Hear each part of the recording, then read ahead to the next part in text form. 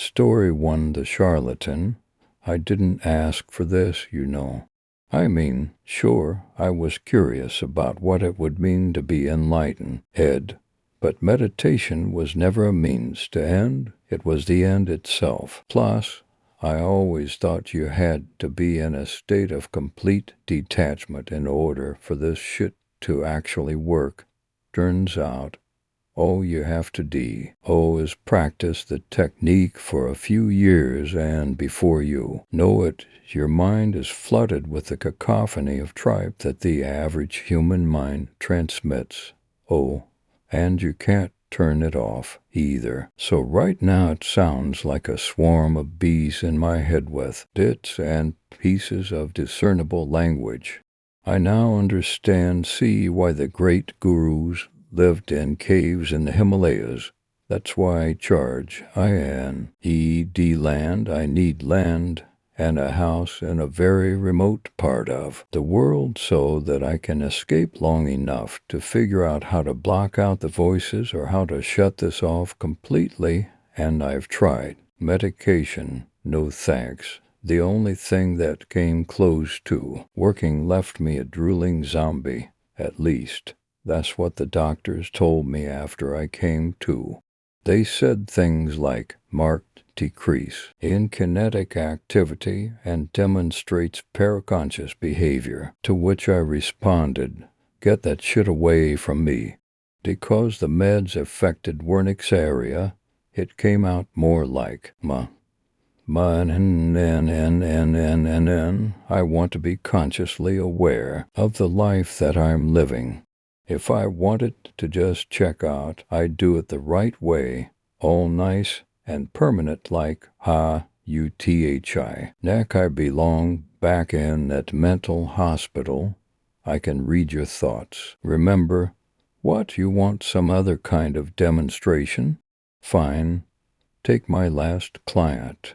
He was a lot like most of my clients, older, wealthy, a wife and 3 grown kids, and completely clueless as to why he was so unhappy. So I helped him see why.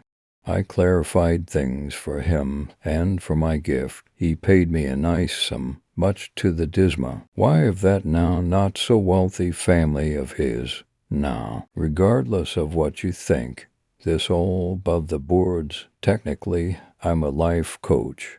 I just charge a little more than most. And his guy had a really bad stutter.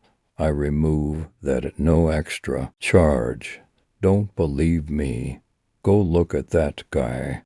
He's as happy as he's ever been and stutter-free. No thanks to that ungrateful family he's got. I talked to him once a week until the restraining order arrived in the mail. It was his family. They're now suing me. Well, my lawyer has advised me that I can't discuss it until the case is resolved. But trust me, it's not like I'm independently wealthy. In cases like these, they freeze assets. All right, look, you can go wherever you want. Just march into that facility, and they'll let you see him during visiting hours. He's happier and healthier than he's ever been, and now he sees the truth. He's finally happy without money. His family is another story, but again, I can't really get into that. All right, that's not my best example, and no, I can't demonstrate this on you. You have to genuinely want some kind of change in your life. I mean, this stuff isn't motivational speaking, well, some if it's motivational speaking, but there's some genuine hocus-pocus that's involved. These aren't parlor tricks or sleight of hand. I mean, if you're not truly prepared, this stuff can ruin your life. It's damn near doing that, too. Mine. If I wasn't able to actually help people from time to time, I'd have gone crazy by now. Still not convinced. All right, let's see. There's the hedge fund manager, that has quit his job and started a foundation to teach high finance to kids in Africa. There's the publishing executive that went into stand-up comedy. There's T. He's senator that went to art school. I cured 3 cases of ADHD, 3 cases of mild plaque psoriasis, 1 case of seasonal allergies that had a touch of seasonal affective disorder, and even had one guy start growing his hair back. What do you want from me? I've only been doing this for only a few months now, and yes, I primarily deal with people that you might consider to be of privilege. I've got to get a handle on this before I can start doing the big work. I'm still helping people out. I just have to get the voices under control. Once I can concentrate on one voice at a time all the time, then I can really start making a difference out there. Besides, between you and me, this is a highly valuable skill set that I possess, and I want to see what I can do with it. I mean, you don't just leave a tech support salary without taking at least one shot at the big bucks, right? Surely you're with me on this one. I want to know what it's like to live in a big house and drive an overpriced sports car and fly in my own private jet. I'm still young and need to get those out of my system. Plus, God wants us all to be bountiful, right? I can see that I'm owing you here. How about this? Tell me, do you believe in angels? I'm serious. Right, you're the scientific type. I get it. All right, let's go at this from another angle. Have you ever done the trick with the black and white picture? You stare at a dot surrounded by a negative color image, and then you look at the dot while the photo turns to black and white. The black and white photo all of the sudden has color. The real world that you view every day is that black and white photo. You're preoccupied.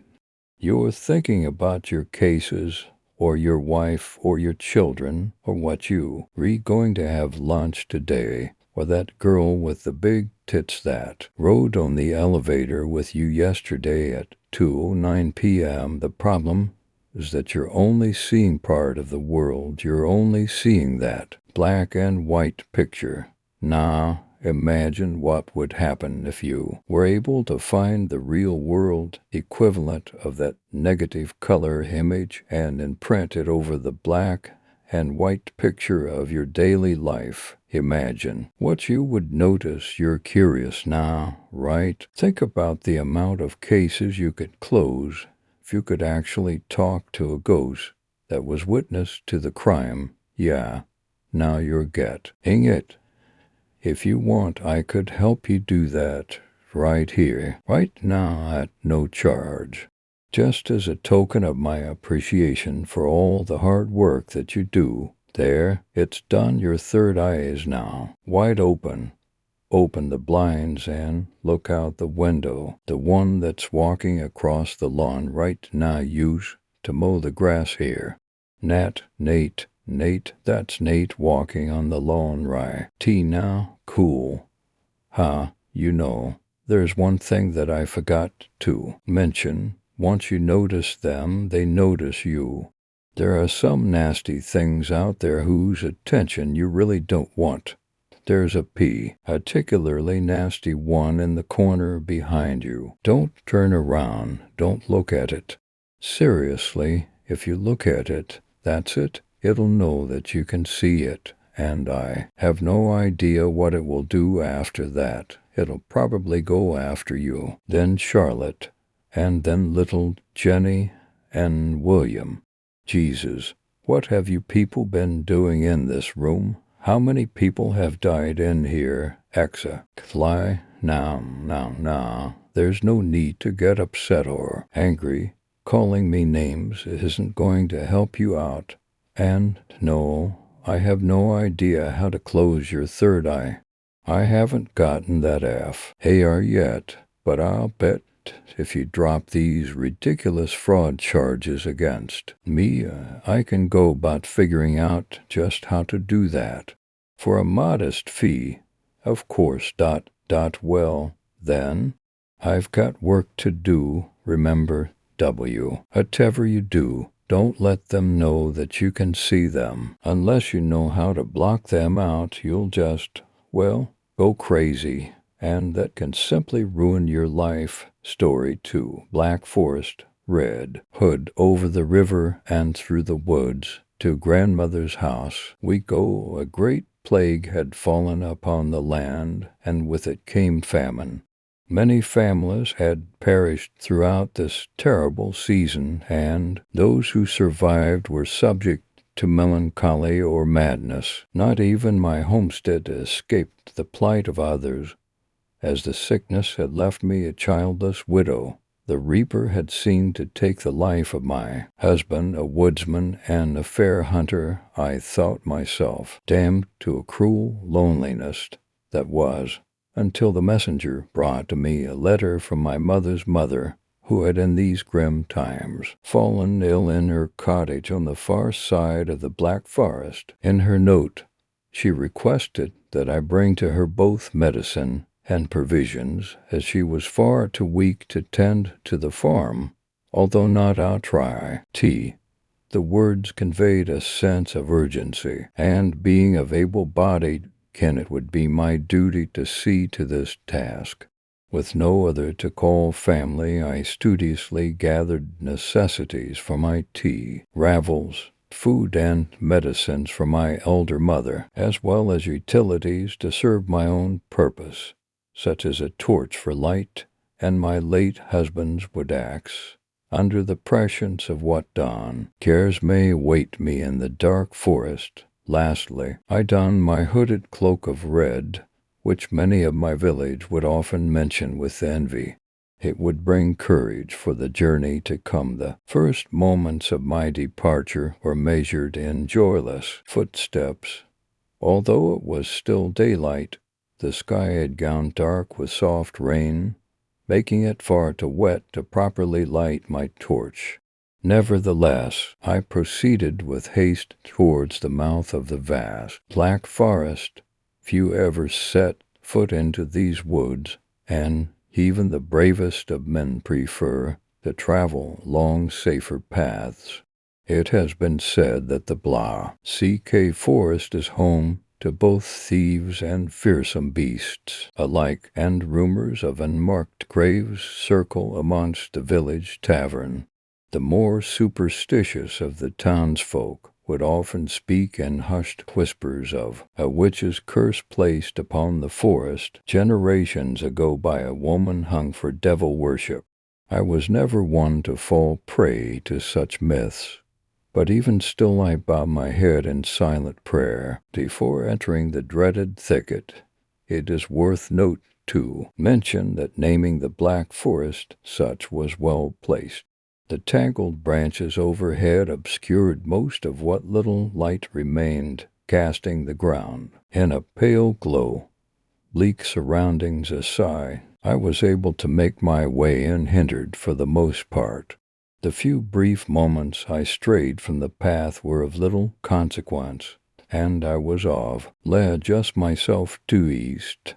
That was until nightfall. Dusk came suddenly and without warning, but fortune had dried the air for my torch.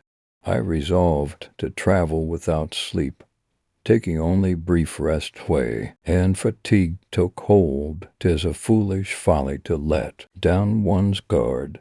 Even when thought alone, I made a small fire with my second torch to keep my cold flesh warm whilst I enjoyed a modest meal of short bread and jam. Under such woeful circumstance I managed to feel at ease for the first time since before my journey. I even began to scoff at the dangers that grip so many others in fear, as I, a mere girl of 19, had traveled more than half of the Black Forest in a single night. Other forces, however, saw fit to cut down my pride. Not long into my rest I began to hear baying of wolves in the distance, and sounds of some poor creature being torn into ribbons. Starvation had not been limited to man, and wolves were known to become extraordinarily vicious when deprived of sustenance. Knowing well enough not to stay in one place, I quickly gathered my belongings and moved on, putting as much distance between myself and those horrible noises. As the trees became dense, I lost track of the path at some point, but continued regardless. A thick fog was forming over the ground, and my brisk walk was matched by unsure footing. Many times did I stumble over some unseen root or stone, and my knees showed bruises as proof, as sore as they were. I could not halt my stride, lest I wished a brutal death. A shriek from above startled me, but 'twas only an owl, and yet another reminder to train my ear. Moving my legs at a more rapid pace did little to mask my scent, as not before long I heard those feral beasts from behind, and the beating of war drums bellowed in my chest. Frantically I tried to outrun the howls, cracking twigs beneath my feet and wafting mist around my cloak. Sometimes the barks and growls fell from far off. Other moments they came from just outside of sight. The twisting path of the splintered trees seemed to be what kept the snapping jaws at bay, because it was not until I slipped my footing into the clearing of a forgotten cemetery that they were upon me. At first they simply circled around me, sniffing at the air and lapping their tongues. There were 3 in all, each large and fierce. Showing clear signs of malnourishment. My gaze met the largest of the 3, its eyes glistening in the moonlight, huge and wide. All the better to see me, it bared its teeth in a snarl. The others doing the same, I griped the sharpened axe of my lost husband and hoped that his spirit would see me to safety. The first wolf lunged itself towards me, but I stepped aside, and here rode its pained yelp as it fell into a headstone. The second brute snapped for my throat, but I saw to it that it would only taste the heat of my torch. The fur of the beast had been caught aflame, and I lashed out with a kick to steer it away. Just as I turned to run, I felt an agony from my leg where one of the wolves had clenched its jaw, and I fell to ground, extinguishing my torch in the damp soil. As it began to drag me, I tightened both hands around the axe, and with swift vengeance I brought the blade down upon the foolish creature's neck. At once its teeth released me. Just before the last of the 3 leapt down, I stopped it a hair length from my face with the wooden axe handle, but its hunger was persistent. It drooled for the thirst of blood, its hot breath reeking of death, but I would not allow myself to become this monster's prey. With a forceful push I found myself liberated, and with another I buried the axe head into its spine. As it lay dying, I heard a ravenous howl shrink to a soft whimper. Victory was short, as I could hear another starving pack from a ways off. My travels would have to continue. I limped my body through a thorn brush, leaving the violence that was behind. Unfortunate that at this moment my injured limb gave way to a hillside slope, descending me into an unwanted slumber. I awoke just before dawn to the sound of crows perched in the trees. Those little devils awaited my untimely fate, but no carrion flesh would fill their bellies this morning. After tending to my wound, I was made ready to further myself from the accursed wood. Resume ease. I found the path and exited the black forest before first light. In good time after I had reached my dear grandmother's cottage. How overjoyed she would be when presented with medicine and good tidings. Not wanting to startle her with my already most unladylike appearance, I set down my sweet woodsman's axe and wiped the dirt from him. Why, brah, it became apparent in a quick fashion that good tidings would do little for my elder. For when I entered the cottage I heard dangings and stifled grunts from her bedroom. When I opened her door, I felt a terror in my heart as I saw a thrashing beneath her sheets and presumed a seizure had taken hold. Throwing away the blankets, I learned that epilepsy was not the case, but rather a woe. LF had broken through her window and was currently in the act of tearing my grandmother limb from limb, a ghastly sight indeed. The wolf took notice of my presence, and, turning to face me, its blood-drenched snout appeared almost a grin. The last sight I can recall was my own blood running across the floorboards, running as red as the hood it had soaked. Story 3. Nobody can help my brother now, not even God. It was just like any other day when I received the call. I had been sketching the horizon for the past hour when my phone began ringing with an unfamiliar number. I would have ignored it if the call hadn't been from my hometown. Fast forward 24 hours later, and I'm sitting in a stark conference room and waiting for a team of doctors to arrive. I would then never imagine myself in this position. Who could? My mind was racing, and I wished that the doctor had given me a clearer explanation over the phone. This is all I know. I'm here to oversee my twin brother's transfer from Charity Medical Center to the New Eden Psychiatric Hospital. As you can imagine, I was freaking out. My knees were quivering uncontrollably beneath the table, to say nothing of my hands, and I only had framed black and white photographs of Charity's grand opening to stare at. If my brother had a history of medical problems, I probably wouldn't have been as terrified, but James always had a clean bill of health. I blame myself for allowing this to happen. I know it's a stereotype that the older twin is supposed to be the role model for the younger twin, but I was always the responsible one. When my parents left the picture, I tried to pick up the slack, and it worked for a little while. At the same time, it just meant that I had to become more of a leader than a brother. I think James resented me for that.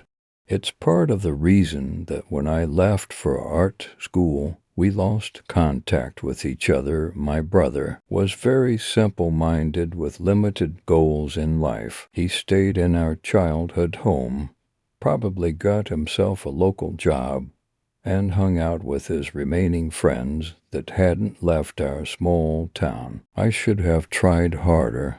I should have been the bigger person.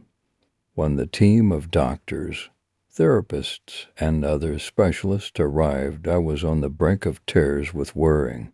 They gave me a few moments, teased by gathering files together before introducing themselves. To some degree, I sensed that nobody knew where to begin. They all looked collectively lost. I spoke up first. What happened? This seemed to be a question that the lead doctor could answer. If you'll save your questions for the end, Mr. Harrington, I'll be able to explain everything to you. I nodded solemnly and clenched my hands tightly beneath the table. I'm first going to start with how your brother came under our care.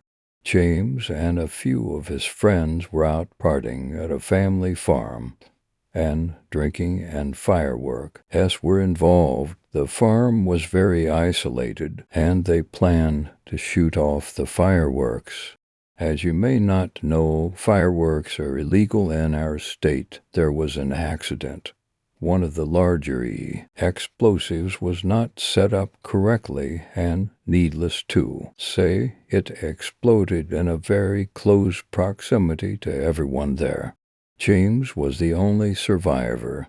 The doctor paused and allowed me to process how I nearly lost my only brother before I could say anything. The man continued, "This case is one of the most bizarre we've ever seen, and I don't mean to alarm you. When two officers went to investigate the area they reportedly seized after going approximately 30 feet near the blast site. The station sent professionals to the area, and they recovered 7 bodies.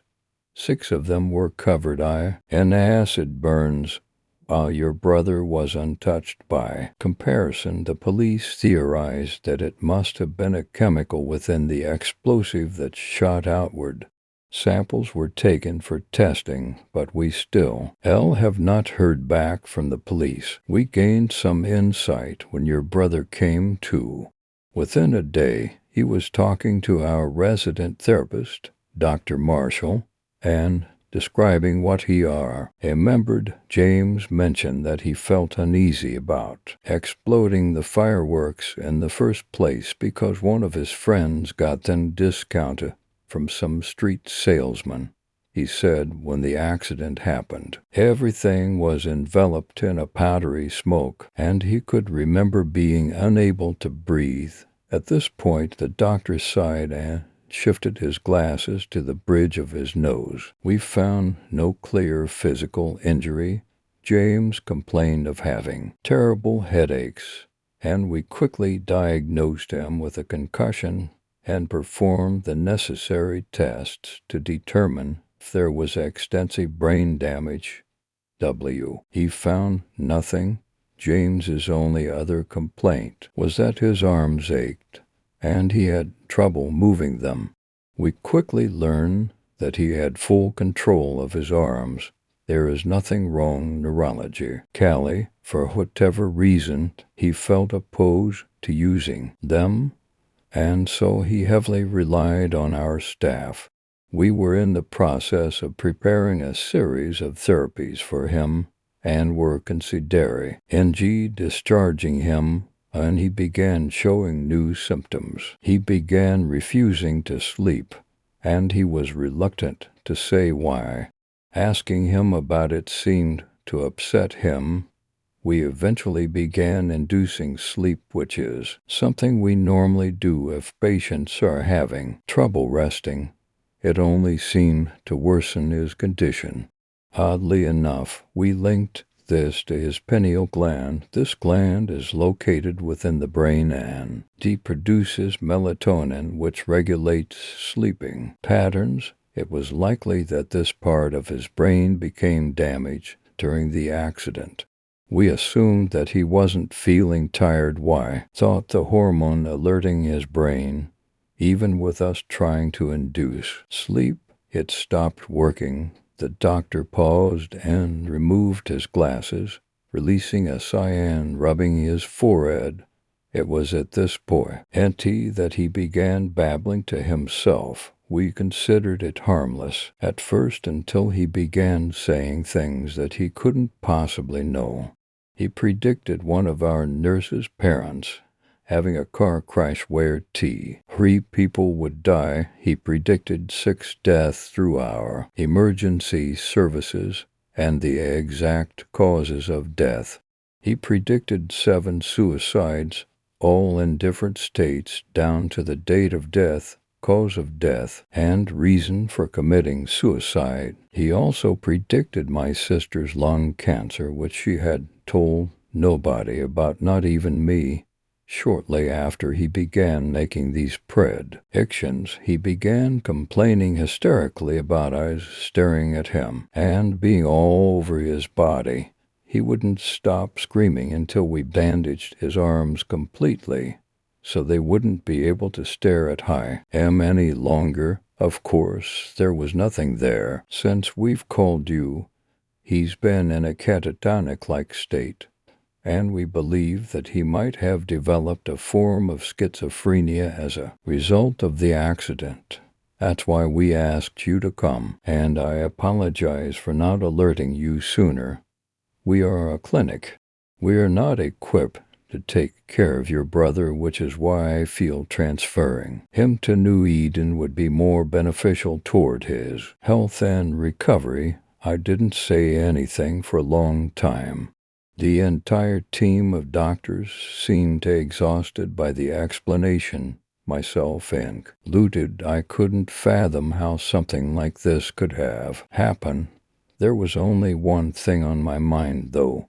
Before I sign anything, I want to see James. The lead doctor opened his mouth, and I knew that he was going to deny my request. That's when Dr. Marshall, my brother's therapist, cut him off.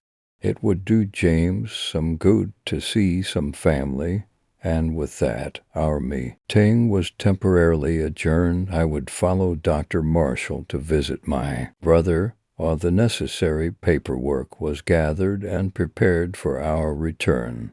I didn't know what to expect. The doctor's story had been extremely difficult to believe, yet the grim expressions surrounding that conference table made me feel ill.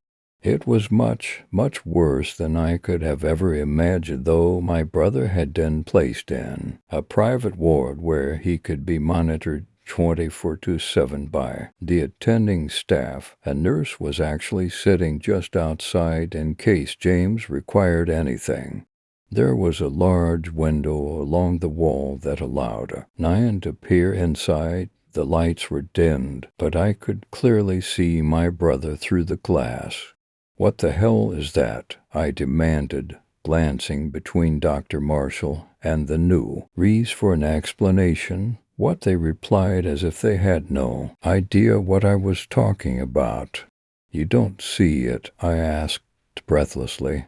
They looked at me as if I were insane. I turned wordlessly back to the glass and stared at my brother's rigid frame. He was sat crisscross on his bed and facing us, but he wore a blank expression as if he were staring off into space.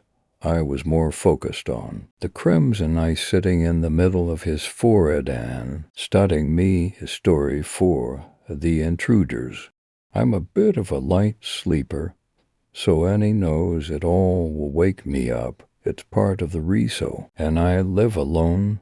I don't want some roommate waking me up in the middle of the night, but because of that night, I wish I had one.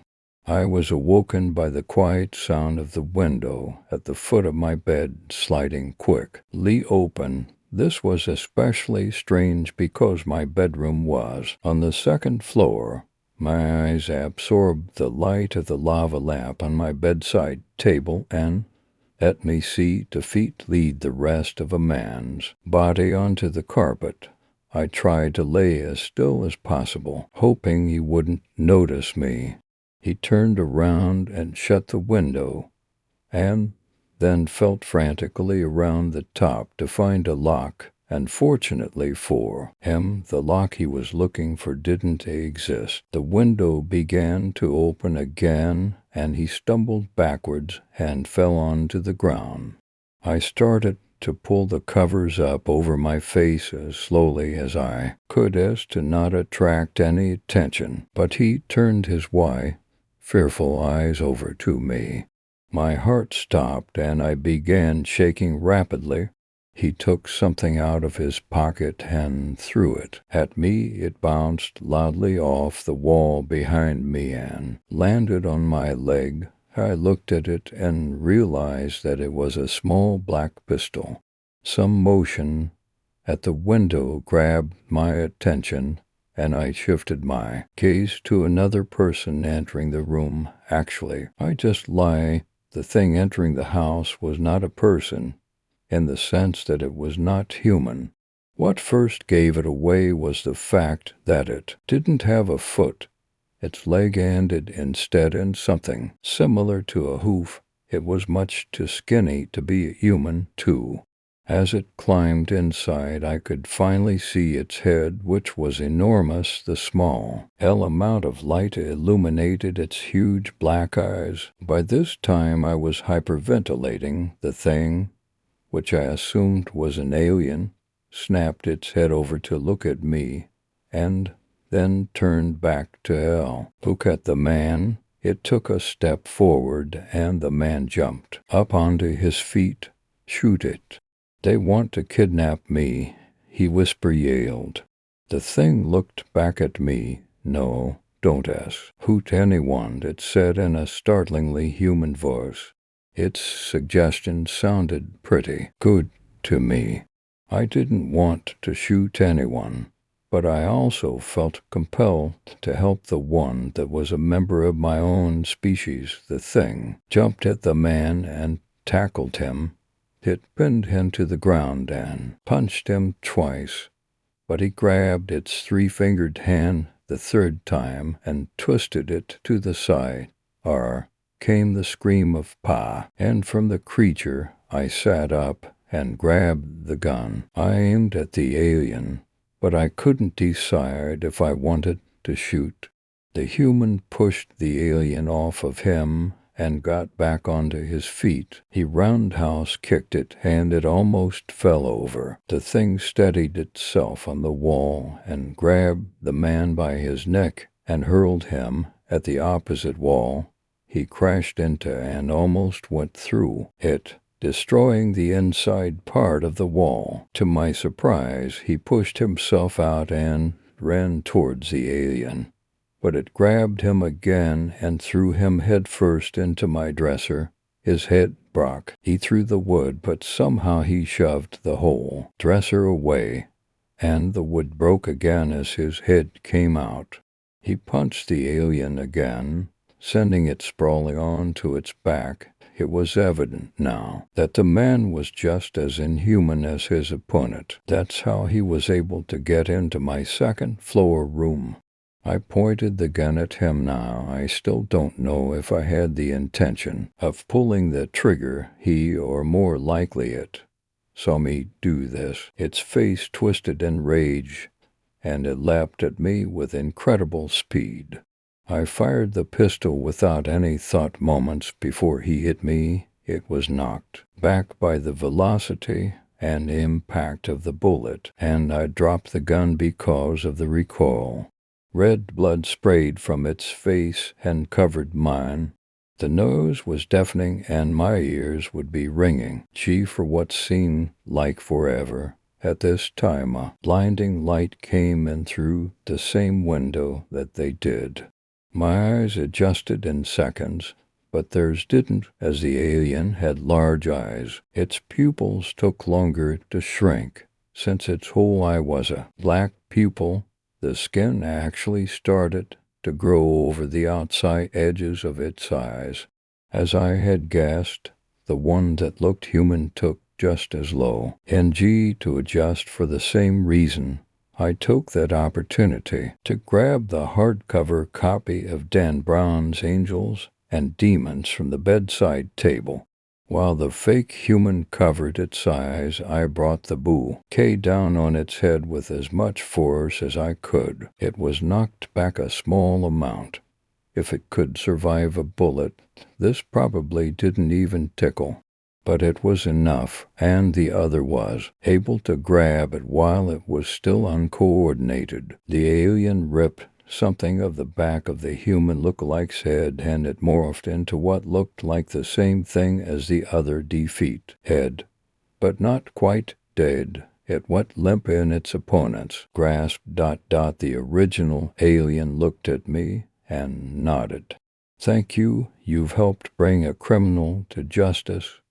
And with that the lie disappeared, and so did they. I was left sitting on my bed with a gun and 2 holes, one in the wall and one in my dresser.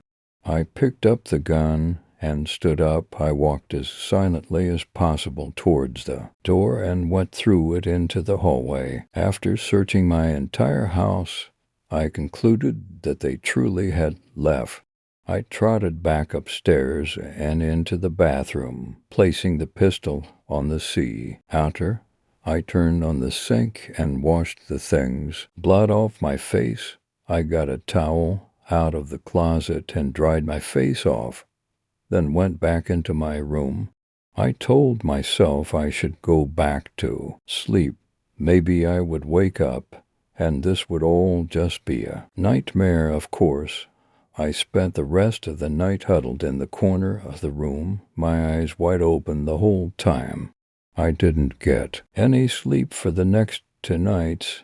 No matter how hard I tried or how tired I was, my eyes just kept drifting over to my broken dresser or the massive hole in the wall. I didn't go to work, and the gun was never more than a foot away, just as it was then. My greatest fear is that I will see one of those creatures again. I finally left the house on the 3rd day and went to a furniture store, where I bought a new dresser to replace the damaged one. I should be thankful that no one questioned why I was wearing a backpack and what was inside, or else they might have found the pistol at the bottom of the bag. I was finally able to get almost 2 hours of sleep that night. The next day I called the repair company to fix the hole, and they came the day after that and took only a few hours to patch it up and repaint it. One of them asked me how the hole got there. I told him it was there when I got home from work, and I didn't know what caused it. He gave me a skeptical look, but left that matter alone after that. I didn't like lying to him, but what was I supposed to do? Tell him that a fight between aliens resulted in a human-sized hole in the wall? I found the courage to leave the gun at home and go to work 3 days later. My boss and coworkers asked a lot of questions, so I told them that I had been sick and didn't feel well enough to get to the phone and call in. It wasn't a very believable story, but fortunately, they bought it. Life was semi-normal again. The incident never left my mind, though I stop my work sometimes and think, even though I never Washington, and to think about it, I'll find myself not paying attention to the TV and reliving that night in my head. That thing will appear in my vision when it's not really there. Something like that never really ends. Story 5. Thumb. I have no idea whether or not this story will be seen as creepy by anyone reading it, but I can honestly say these events will stay with me until I die. Living in England, I grew up on a healthy diet of ghost stories, myths, and legends. The county I live in has many of its own supernatural stories, ranging from witchcraft, faceless monks, and gray ladies to the supposed ghost of Boris Karloff. My story involves none of these. Before I start, I want to say that I won't be using names of places or people, as I don't want to exploit or cause trouble for anyone, myself included. Any ages or dates will be swapped out for false ones. It begins innocent enough, a drink with an old friend. It was early December 2012, and I wanted to celebrate my birthday with a friend I've had since childhood. She was going to be moving to Spain that week, which meant she would be gone by my actual birthday at the end of the month. I had intended on leaving her place quite early so I could catch a bus home. I didn't know the area too well, and I didn't want to be out in the dark. Up until that night, I had always relied on her, giving me lifts back and forth, so I never took time to really take notice of the neighborhood. I ended up not leaving until around midnight. But in my somewhat drunken haze, I had managed to convince myself and my friend that taking a bus back home was still a good idea. The problem was I had missed the last bus hours ago. Nevertheless, I put my coat on, stumbled out the door with some general directions to the nearest bus stop, and I promised to return should I run into any trouble. Now, sober me has no problem admitting to being scared of the dark, and sober me probably would have seen spending the night at my friend's place as a viable and probably the better option. But I was drunk, and while under the influence, I tend to display out of character bravery and an unusual level of stupidity. I had set my mind to do something. I was going to do it. Finding my way to the bus stop was going to be easy, as it was at the bottom of a street whose name was the same as my last name. As I turned into the street, I felt safe enough, as it was a well-lit residential road that was packed with blocks of flats and council houses down one side and a primary school on the other. It was quite a short road, and I could just about make out the bus stop at the end under a street lamp. I was singing something, I don't remember what, but a short distance from the school gate. I was stopped in my tracks when I heard what I thought was a scream. You know when you hear something and you remain silent for what seems like ages, straining your ears for the slightest sound to figure out where it's coming from. That's what I was doing. Right then, for a short time, I heard no sound other than the general ambience and a few cars at the bottom of the street, and I thought about carrying on just as I had plucked up enough courage to start walking again. From the direction of the primary school, I heard crying and a series of strange thumping sounds thump over and over. It was like nothing I had ever heard before or since. I mean, obviously I know what a thump sounds like, but these were different.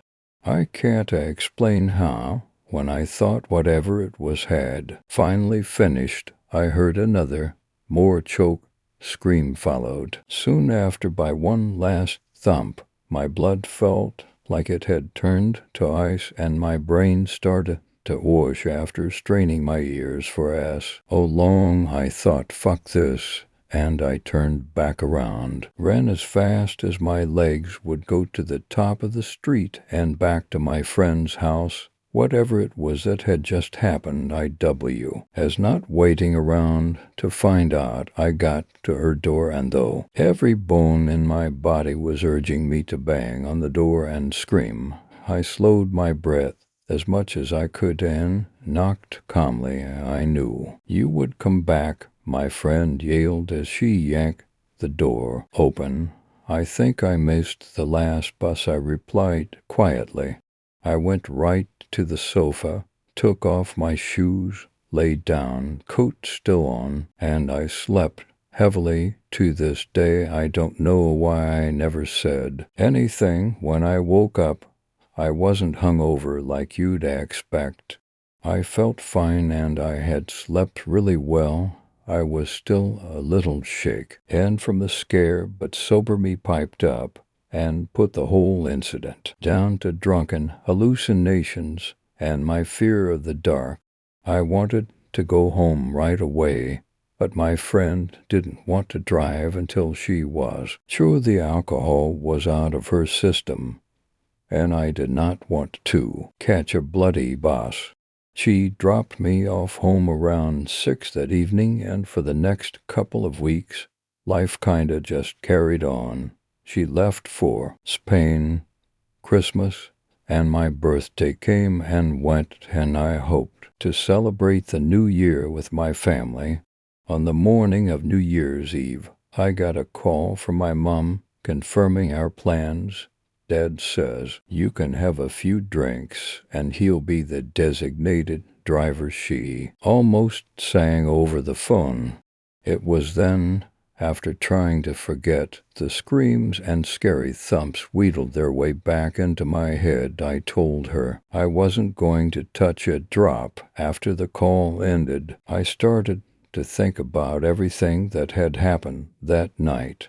What if I had heard someone being attacked? What if I had just run off when I could have helped? I knew I wasn't going to be able to get past it as I had hoped. That's when I realized that I could look up any possible incidents on the internet.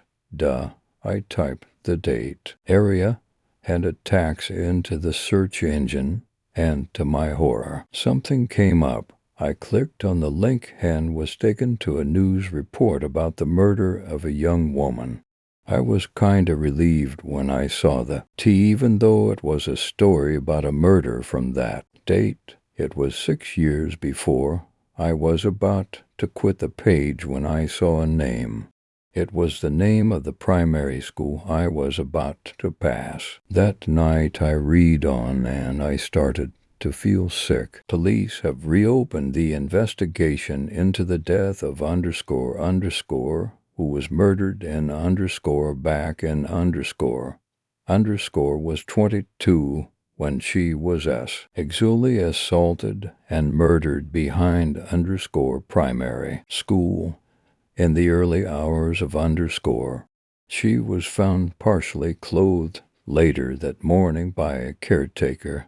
The crime is thought to be linked to a series of rapes that happened in the area around the time of the murder, and locals now fear the assailant may be someone close. I carried on reading and found out that she had taken the same street, the street with my name, on her way to the same bus stop after visiting a friend from the same road mine lived in. She never made it past the school. The post-mortem determined her cause of death as asphyxiation. The back of her skull was crushed and so was her spine. She had been stamped on. By now I was in tears. I still half believe the whole affair to be a drunken dream, but and I couldn't deny the dates, times, and places lined up perfectly. Even those horrible screams and thumps started to make sense. The part that scared me the most, the reason it was back in the news as recently as a few months before, the guy who had spent the last 6 years in prison had just been cleared of the crime. In the time he was locked up, a few sporadic rapes and the disappearance of another young woman have happened in the area. No arrests have been made in connection with any of them, and the real killer of _ has never been caught. I can't help but think that the events from 6 years before were somehow playing out again that night, like a recording. Maybe if had I attempted to carry on to the bus stop, I would never have made it past the school either. St. Aura 6 joined. The recording starts to play. My name is Annabelle, and I am 14 years old. It was about a month ago that I started acting strangely, according to my father. Of course, I don't remember a bit of it. The first time it happened, I did something pretty weird. In the middle of the night, I apparently woke up and opened every single door and window in the entire house, all of them, the pantry door, the back door, the front door, the doors to the cabinets, Dad's room, the fridge and freezer door, and even the door to the cellar out back, which was locked. No one knows how I got the lock off, or even where the lock was. It just vanished. Needless to say, Dad was livid. Bells, he said, that being what he calls me. What the hell were you doing? The freezer motor burned out, and the cellar was very wet from the rain. But my dad didn't stay mad for long. Ever since Mom died, he can't stay mad at me for long. He keeps saying I'm all he's got now, and I know what he means. He's all I have to. I think he was just very worried about me, since he found me outside in my pajamas, soaking wet from the rain, not having a clue how I got out there. He doesn't always express things the way he feels, but that's okay. Boys are like that. The recording starts skipping at this point. A hiss is heard in T. He background, but it could just be static. It smooths out, and the girl starts speaking once again. The second time, I did something pretty awful. When I woke up, I was covered in blood. The knife was still in my hand, and they found a crack almost like lightning interrupts the next few words. Socks was our cat, see. The interviewer mutters an affirmation and asks he are to continue. Dad was pretty scared for me then. He recently became involved with you guys. The interviewer asks her to clarify for the sake of context in the recording. Oh, sorry, he recently became involved with the Church of Repentant Sinners. I hadn't been to church before, but after that my dad said he wanted me to go. No offense to you folks, but I don't really belie. -1 in God. The interviewer says something inaudible, something about not getting sidetracked. His tone suggests annoyance or impatience. I'm sorry, I just can't seem to focus very much these. The girl repeats this word for about 2 minutes. The interviewer is not heard saying anything or stopping her. So that was the third weird thing that happened. I went into church that Sunday, but I felt this strange itch. It felt like it was under my skin. I started scratching, and then I started tearing my skin, and soon people started noticing and whispering, and very soon I had long bloody nail marks down my arms and across my stomach and legs. Dad took me out of there, and I was glad because it made the itching stop. The interviewer asks her something that is only partially audible, as a slow whirring sound is heard. Fragments include demon and escaping. Yeah, okay, I'm not sure you'll rewrite, but if it helps me, let's do it. A tonal sound is heard at very high frequency and is strangely pleasant to hear. Underneath can be heard the interviewer asking her to describe the fourth occurrence. Okay, it was a couple weeks after the church thing happened, so I got this marker, one of those permanent markers, and I drew on everything. I mean everything. The entire house was covered in black marker. What did I draw? The same thing over and over. It was a little 2, with an arrow pointing to the right, pointing towards a little 1. Then I took a knife. A sound like a high wind starts to intersperse the recording. The girl's voice is still audible, and I held it to my throat. I have no idea how long I was standing by Dad's bed, but when he woke up, he said I was staring at him with strange eyes. I didn't speak. I just stared. A wild, crazy stare. He pleaded with me to drop the knife. Finally, I must have snapped out of it or something, because I woke up with the knife in my hand, and my dad scared, ghostly white, and begging me not to do anything to myself. I dropped it and started crying.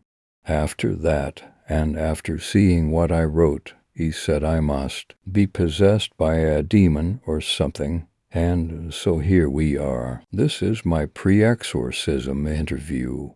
The interviewer thanks her, and the recording ends, but not before a strange voice is heard. Why? Sparing soon, the video starts to play. It is instantly apparent that something has gone terribly wrong.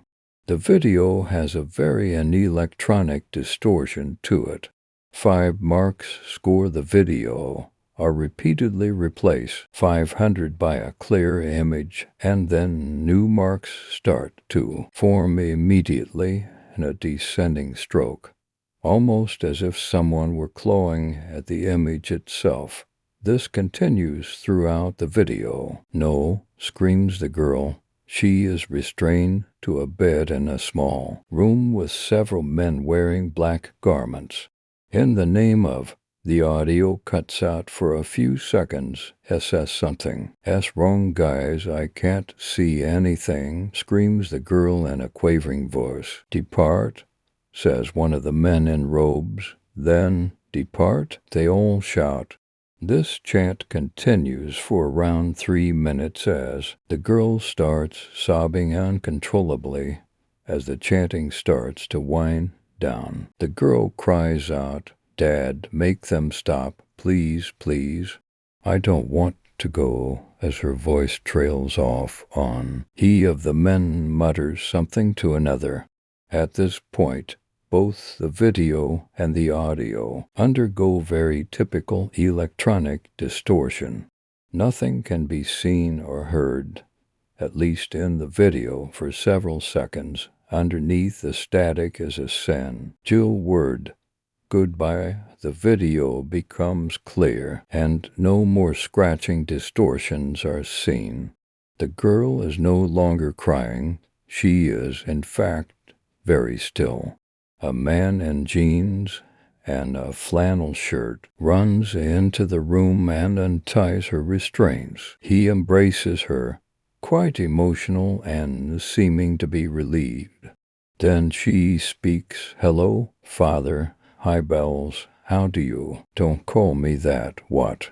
"Don't call me Bells. I don't like that name. Call me the name you picked out for me when I was born, Annabelle. It was beautiful. And I'm not going to be called the same name as the thing."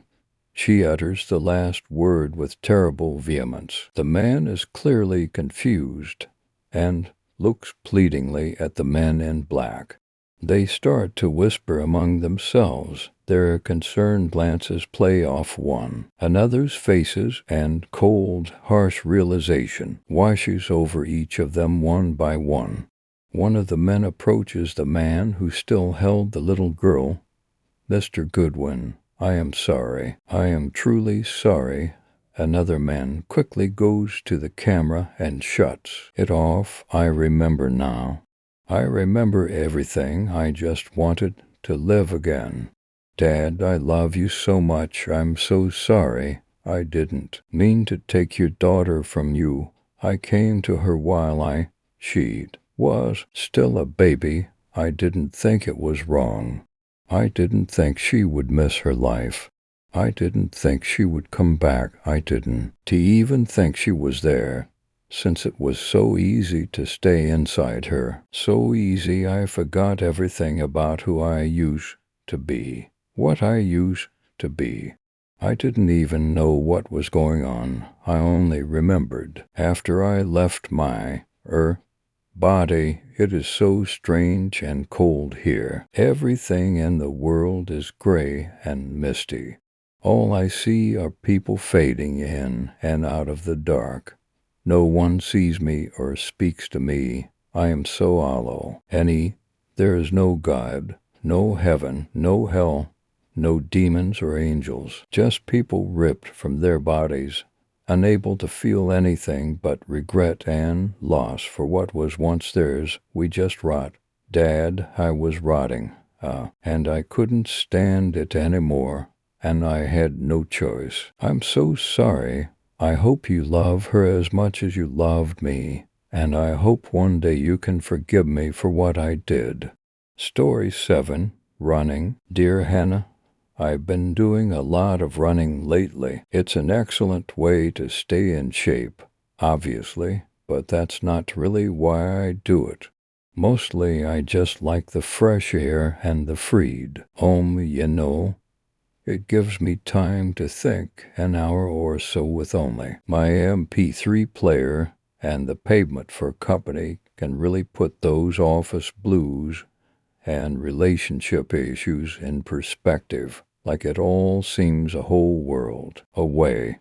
Not that it's an avoidance tactic either. I really feel that this time to myself, just thinking, helps me deal with my problems in a more level-headed and defective way on the time see. I heartily recommend it. Just be careful, I guess. I don't quite know how to say this. A couple of weeks ago you and I had this huge argument. It's funny, I forget what that argument was even about now. Like I said, the running. It takes your mind off things. So I was stressed, needed to get out of the house, pound the pavement a little, take my mind off things. I decided upon one of my favorite routes. In a city like this, you've pretty much got to resign yourself to the urban scenery. But there's a nice little park not too far from W. Here I live, you know the one. I'm sure we've been there once or twice. Ordinarily, I'd avoid the park after sundown. Just common sense, really. But I needed a little greenery. To improve my mood, I decided that I'd do a circuit around the outside of the park, close enough to be scenic without being too reckless. It was about 10:15. So while the streets weren't exactly deserted, you could go quite some time without passing another pedestrian or even seeing a car on the road. I was glad for that, though usually my mind can only wander freely if I'm completely in a world of my own and solid. Food always helps. I was glad at first anyway. As I saw the dark outlines of the trees that lined the park come into view, I became dimly aware of weird, creeping sense of unease. I was unable to drown out this irrational feeling with music, even because it was around this point my body began to malfunction.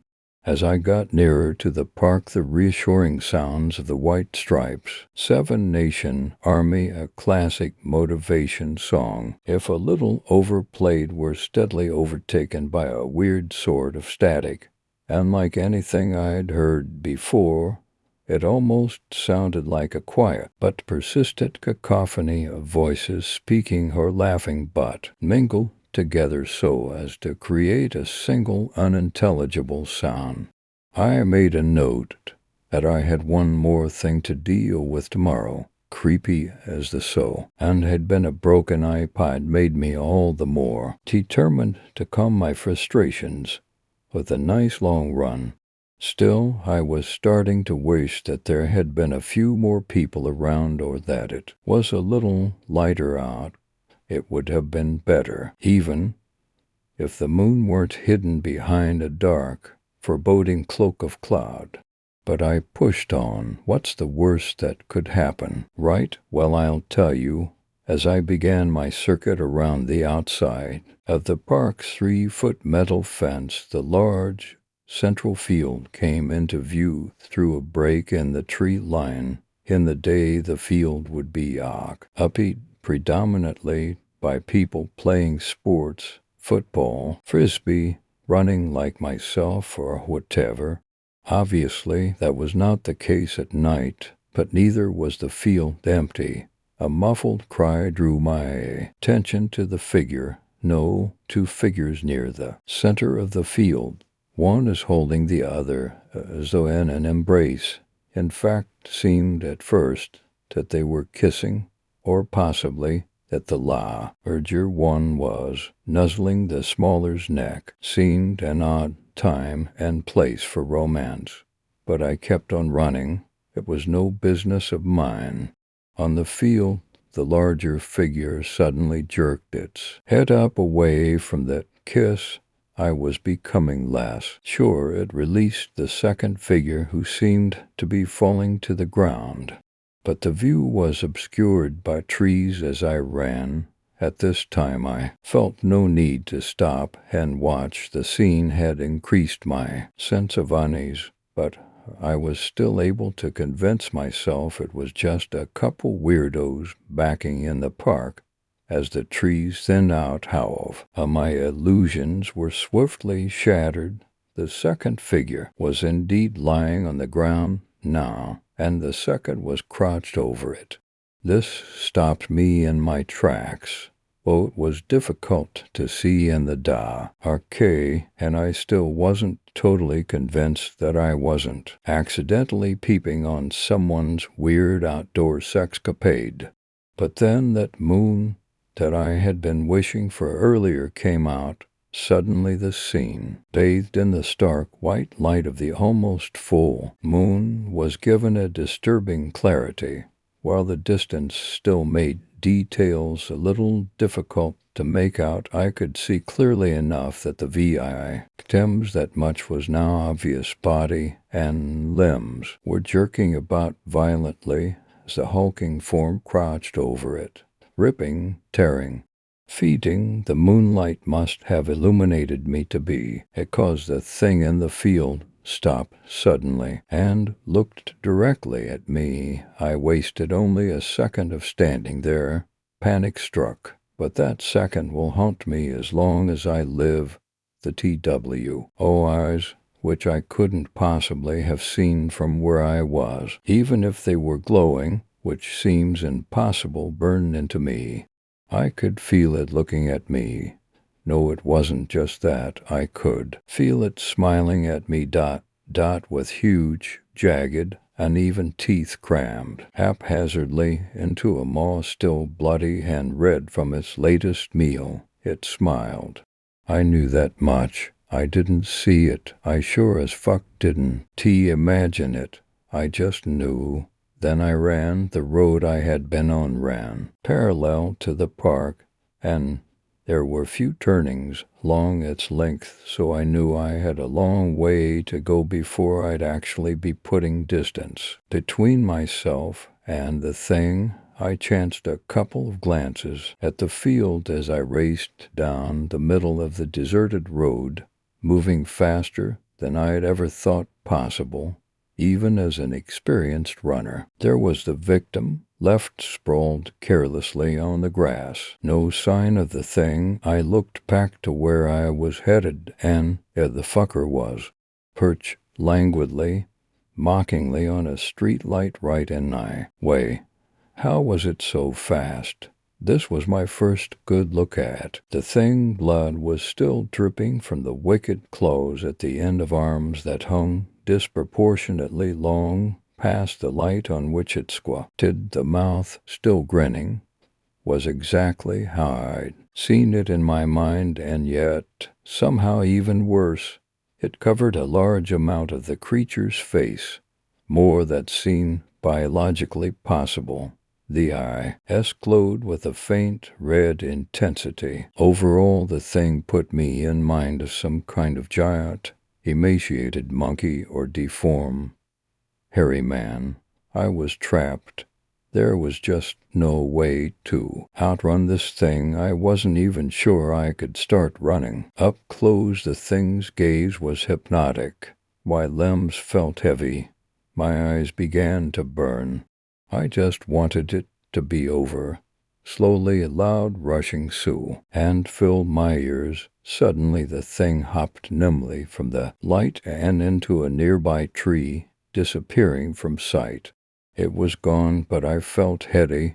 It was as though I had been marked in some unknowable way. My eyes still burned. The area around me seemed to grow lighter, as though illuminated by a pale light. The rushing sound only grew louder. Then it hit me, the car, I mean. Don't worry, no major damage. Apparently the driver had seen me in time to slam on the brakes, so just bruising mostly. When I woke in a hospital bed, the doctors told me I was a lucky man, but I'll admit I didn't feel so lucky when I saw that flash of red eyes and yellowed teeth through my third-floor hospital window. Anyway, I wrote you this letter to explain why I wasn't at the hospital when you came in to see me, and why you haven't seen me at all since. And, well, I've been doing a lot of running lately. Pray for me, love, John.